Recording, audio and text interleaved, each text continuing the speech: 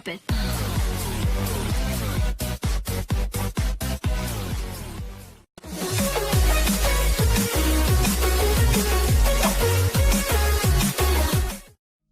Assalamualaikum warahmatullahi wabarakatuh.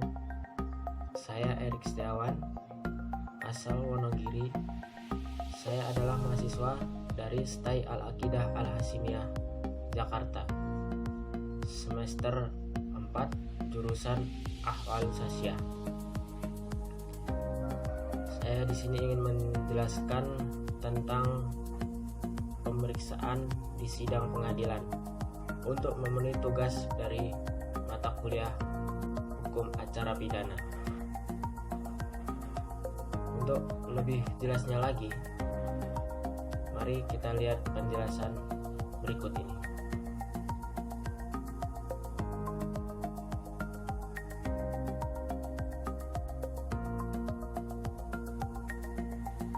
Pemeriksaan di sidang pengadilan.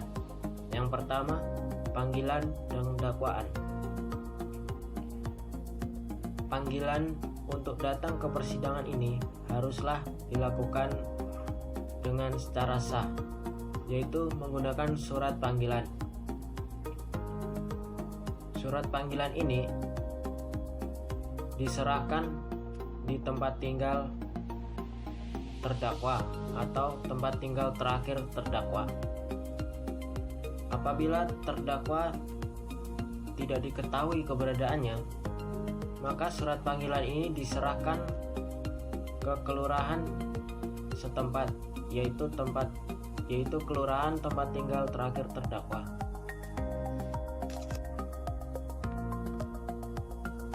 Surat panggilan ini memuat tanggal, hari, jam dilaksanakan sidang perkara tersebut.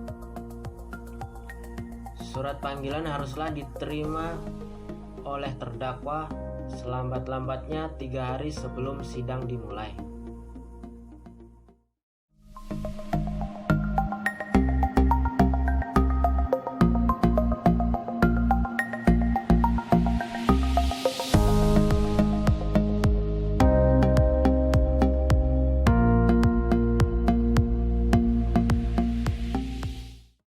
Kedua, wewenang mengadili. Setelah pengadilan menerima surat pelimpahan perkara dari penuntut umum, ketua pengadilan akan memeriksa dan mempelajari surat tersebut atau perkara tersebut, apakah perkara tersebut masuk wewenang pengadilan yang dipimpin olehnya.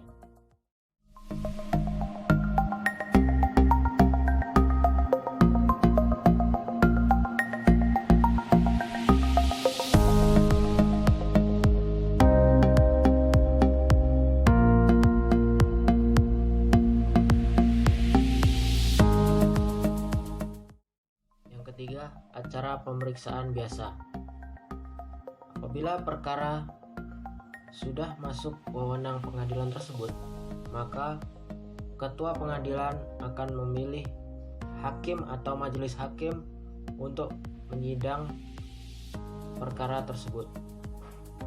Sedangkan hakim akan memilih atau menentukan hari sidang. Sidang terbuka untuk umum, kecuali sidang kasus perkara kesusilaan atau terdakwanya adalah seorang anak-anak. Selanjutnya, hakim memerintahkan terdakwa agar dipanggil ke ruangan sidang dalam keadaan bebas.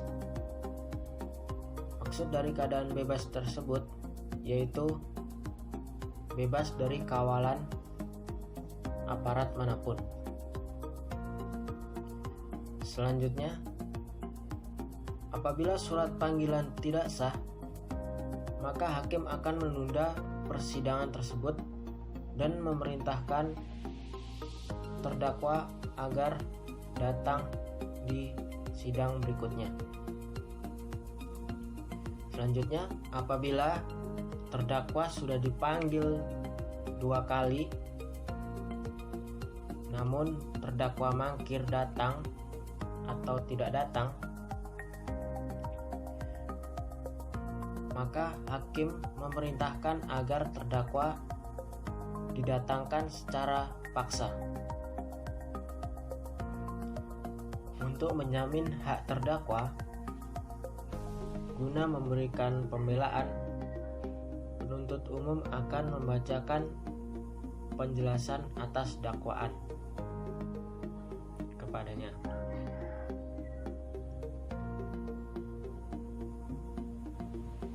Majelis hakim ataupun anggotanya wajib mengundurkan diri dari mengadili perkara yang terikat dengan keluarganya. Hakim tidak boleh menyatakan pernyataan yang memihak. Hakim haruslah bersifat netral, tidak memihak pelapor ataupun terdakwa. Selanjutnya, hakim memanggil saksi ke ruangan sidang.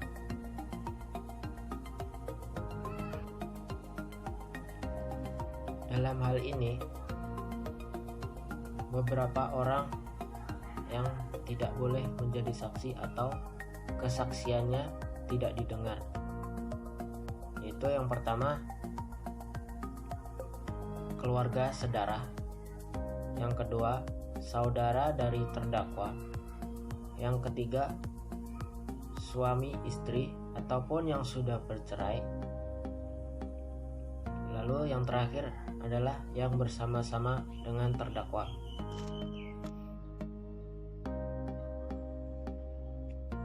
Selanjutnya, sebelum saksi memberikan keterangan, saksi wajib disumpah.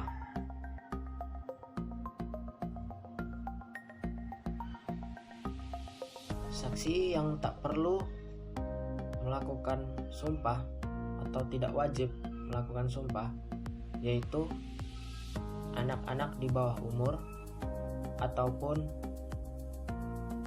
yang belum pernah kawin. Yang kedua, orang yang sakit ingatan atau sakit jiwa, walaupun ingatannya terkadang pulih kembali. Selanjutnya, hakim menunjukkan segala barang bukti dan menanyakan kepada terdakwa apakah terdakwa mengenal barang tersebut. Selanjutnya, setelah pemeriksaan dinyatakan selesai, penuntut umum akan mengajukan tuntutan pidana, sedangkan terdakwa dan penasihat hukumnya akan mengajukan pembelaan. Apabila acara pemeriksaan sudah selesai, sidang ditutup.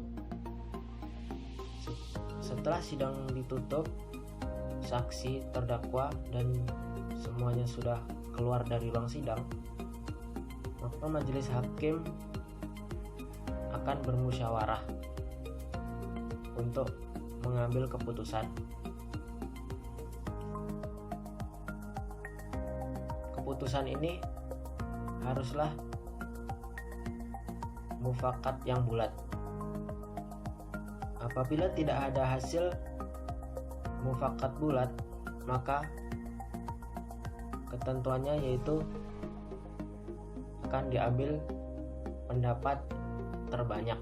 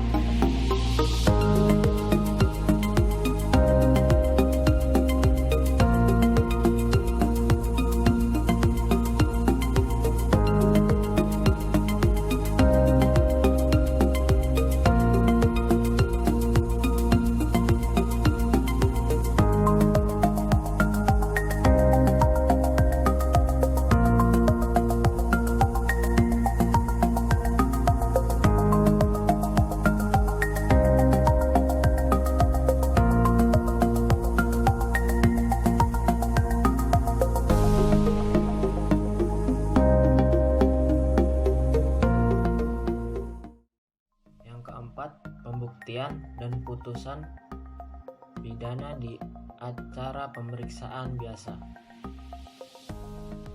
Hakim tidak boleh menjatuhkan pidana kepada seseorang kecuali sekurang-kurangnya 2 alat bukti yang sah. Alat bukti yang sah dalam pengadilan ada 5. Yang pertama, keterangan saksi. Yang kedua, keterangan ahli. Yang ketiga, surat. Yang keempat, petunjuk. Dan yang kelima, keterangan terdakwa.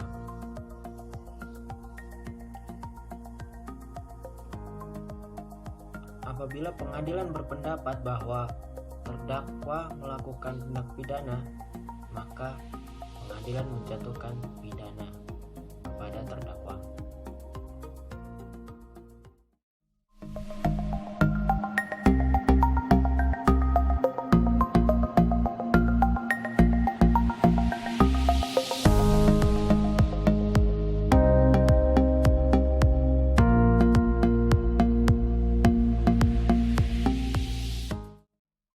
Yang kelima, acara pemeriksaan singkat.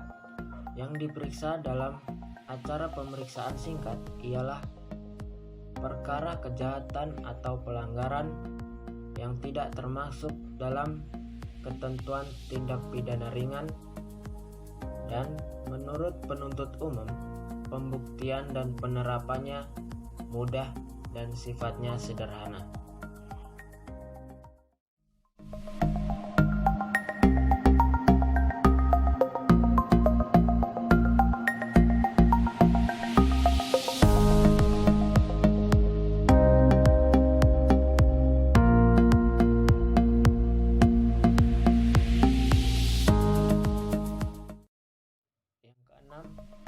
Acara pemeriksaan cepat. Dalam acara pemeriksaan cepat ada 2. Yang pertama, acara pemeriksaan tindak pidana ringan. Yang kedua, acara pemeriksaan perkara pelanggaran lalu lintas jalan. Yang pertama, acara pemeriksaan tindak pidana ringan ialah perkara yang diancam dengan kurungan penjara paling lama 3 bulan dan denda sekurang-kurangnya Rp7.500 dan penghinaan ringan. Yang kedua, acara pemeriksaan perkara pelanggaran lalu lintas jalan ialah perkara pelanggaran tertentu terhadap peraturan perundang-undangan lalu lintas.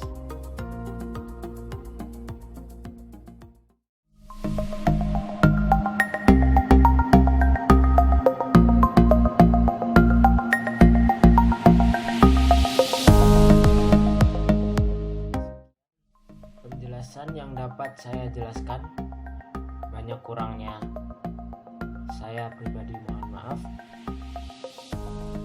Wassalamualaikum warahmatullahi wabarakatuh.